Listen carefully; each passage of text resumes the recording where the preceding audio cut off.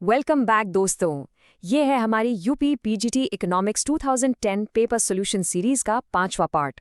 हम already 40 questions cover कर चुके हैं और आज हम आगे के 10 और इम्पॉर्टेंट क्वेश्चंस को सॉल्व करेंगे।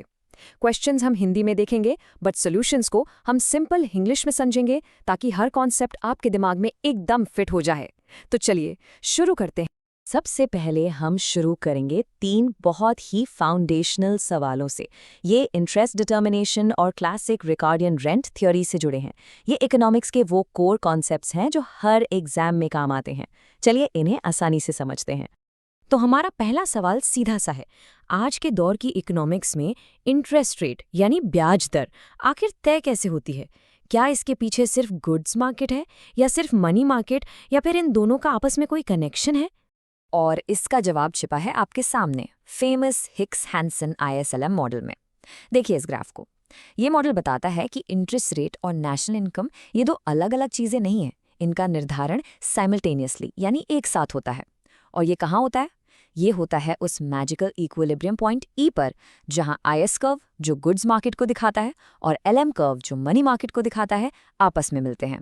सो ना सिर्फ IS ना सिर्फ LM, दोनों जरूरी हैं। इसीलिए हमारा करेक्ट आंसर है सी। ओके, अब चलते हैं क्लासिकल इकोनॉमिक्स के एक बहुत बड़े नाम डेविड रिकार्डो के पास। उनके हिसाब से रेंट यानी लगान पैदा होने का सबसे फंडामेंटल रीजन क्या है? रिकार्डो की थ्योरी 2 चीज़ों पर फोकस करती है। एक है स्कॉसिटी रेंट, मतलब अगर ज़मीन कम है और मांग ज़्यादा है तो रेंट लगेगा ही लगेगा। लेकिन रिकार्डो के लिए इससे भी ज़्यादा इंपॉर्टेंट था डिफरेंशियल रेंट। ये उस बात से पैदा होता है कि सारी ज़मीन एक जैसी उपजाऊ नहीं होती।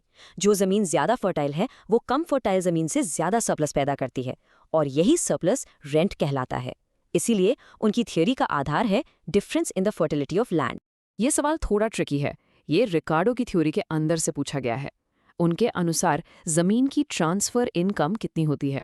चलिए इस कॉन्सेप्ट को आसान भाषा में समझते हैं। ट्रांसफर इनकम को हम अपॉर्चुनिटी कॉस्ट भी कहते हैं।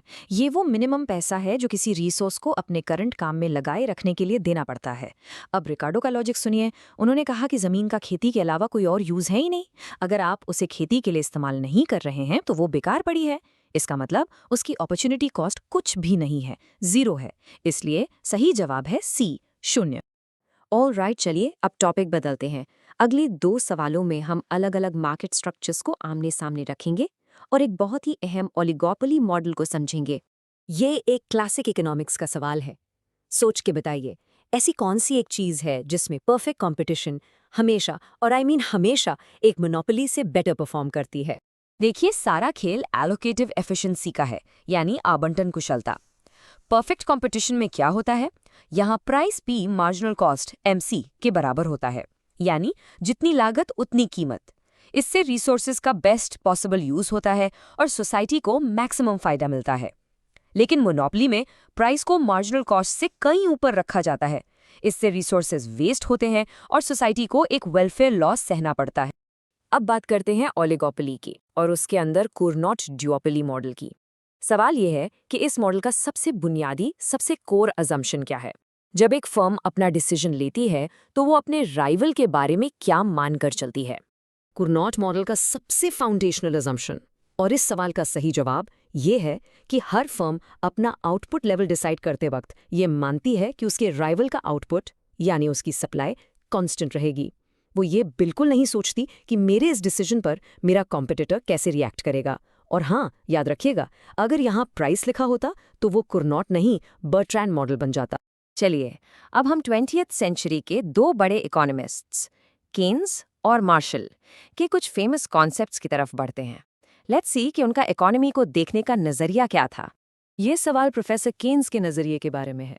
केन्स ने पूरी इकोनॉमी को आगे बढ़ाने की बात की, लेकिन उनकी नज़र में कौन सा ऐसा ग्रुप था जो इस प्रोसेस को रोक रहा था या जो इकोनॉमी के लिए एक बड़ी प्रॉब्लम था? केन्स के लिए इनवॉलंटरी अनएम्प्लॉयमेंट सिर्फ एक स्टैटिस्टिक नहीं था, ये एक त्रासदी थी। इनवॉलंटरी अनएम्प्लॉयमेंट का मतलब है वो लोग जो मार्केट में चल रही सैलरी पर काम करने के लिए तैयार हैं लेकिन उन्हें काम ही नहीं मिल रहा। केन्स इसे किसी इंडिविजुअल की गलती नहीं बल्कि पूरे इकोनॉमिक सिस्टम की एक बहुत बड़ी फेलियर मानते थे।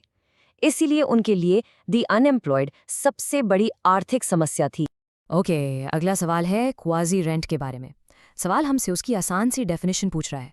ये शॉर्ट रन है या लॉन्ग रन, और परमानेंट है या टेम्परेरी। यहाँ पर क्लू छिपा है क्वाजी वर्ड में ही। क्वाजी का मतलब होता है एज इफ, यानी जैसा। तो ये रेंट जैसा है पर पूरा रेंट नहीं है। ये एक टेम्पररी सरप्लस है जो मैन मेड चीज़ें जैसे मशीन्स शॉर्ट रन में कमाती हैं। क्यों? क्योंकि शॉर्ट रन में उनकी सप्लाई बढ़ाई नहीं जा सकती, लेकिन लॉन्ग रन में और मशीन्स बन सकती हैं, सप्लाई बढ़ जाती है और ये सरप्लस गायब हो जाता है। इसीलिए ये एक शॉर्ट रन टेम्पररी सरप्लस। चलिए अब जरा इस ग्राफ पर नजर डालिए। ये एक ग्राफ बेस्ड सवाल है। आपको इसमें शटडाउन पॉइंट पहचानना है, यानी वो पॉइंट जहां एक फर्म कहेगी बस अब और प्रोडक्शन नहीं। तो यहाँ शटडाउन पॉइंट है सी। रूल बहुत सिंपल है। एक फर्म प्रोडक्शन कब बंद करेगी? जब उसको अपनी रोजमर्रा की लागत भी ना मिल रही हो। टेक्निकल टर्म्स में जब प्राइस उसके एवरेज वेरिएबल कॉस्ट यानी एवीसी के मिनिमम पॉइंट से भी नीचे चला जाए। पॉइंट सी पर प्राइस P3 ठीक एवीसी के मिनिमम पॉइंट के बराबर है। इससे नीचे प्राइस गया तो फर्म को हर यूनिट पर नुकसान होगा, इसलिए प्रोडक्शन रोक देना ही बेहतर है। और इसी के साथ हम आ गए अपने आखिरी दो सवालों पर। ये आखिरी दो सवाल रेवेन्यू इलास्टिसिटी के टेक्निकल रिलेशनशिप और कंजम्पशन पॉलिसी पर फोकस करेंगे। ये तो सीधा सीधा फॉर्मूला बेस्ड क्वेश्चन है। अगर आपको फॉर्मूला याद है तो ये 1 सेकंड का काम है। एवरेज रेवेन्यू, मार्जिनल रेवेन्यू और इलास्टिसिटी ऑफ डिमांड के बीच सही रिश्ता कौन सा फॉर्मूला दिखाता है? सही फॉर्मूला है option C, elasticity equals average revenue divided by the difference between average revenue and marginal revenue. ये फॉर्मूला इम्परफेक्ट कॉम्पिटिशन में प्राइसिंग डिसीजंस के लिए बहुत इंपॉर्टेंट है। इसे जरूर नोट कर लीजिए, बहुत काम आता है। और हमारा आखिरी सवाल, ध्यान दीजिएगा। सवाल में पूछा है कि इनमें से कौन सा मेजर प्रोपेंसिटी टू कंज्यूम यानी खर्च करने की प्रवृत्ति को बढ़ाने से रिलेटेड नहीं है। देखिए, ओल्ड एज पेंशन, बेहतर वेज पॉलिसी, ये सब क्या कर रहे हैं? ये आम आदमी के हाथ में पैसा दे रहे हैं ताकि वो खर्च करें, जिससे कंजम्पशन बढ़े। बट सोशलाइजेशन ऑफ लैंड, ये एक बहुत बड़ा स्ट्रक्चरल चेंज है। इसका मकसद कंजम्पशन हैबिट्स को बदलना नहीं, बल्कि देश में वेल्थ और मीन्स ऑफ प्रोडक्शन को रीडिस्ट्रीब्यूट करना होता है। इसका गोल बिल्कुल अलग है। इसीलिए ऑप्शन ए यहाँ सही जवाब। वाह! तो इसके साथ हमारे आज के 10 सवाल भी हो गए। चलिए आगे बढ़ने से पहले एकदम तेजी से रिकैप करते हैं कि आज हमने कौन कौन से की कॉन्सेप्ट सीखे। तो आज हमने ISLM से लेकर कुरनॉ मॉडल तक और रिकार्डियन रेंट से लेकर शटडाउन पॉइंट तक सब कुछ कवर कर लिया। ये सभी कॉन्सेप्ट्स आपके एग्जाम के लिए बेहद जरूरी हैं। आज का काम बहुत बढ़िया था। उम्मीद है आपको सब आसानी से समझ आया होगा। हम जल्द मिलेंगे अगले पार्ट के साथ, जहां हम क्वेश्चन नंबर 51 से आगे बढ़ेंगे। तब तक keep revising and take care.